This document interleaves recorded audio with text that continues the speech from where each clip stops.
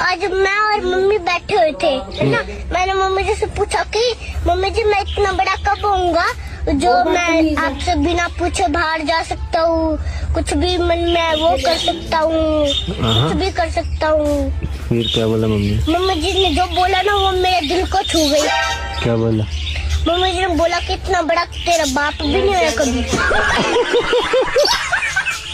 फिर तूने क्या बोला? मैंने कुछ नहीं बोला, मैं चुप करके बैठ गई।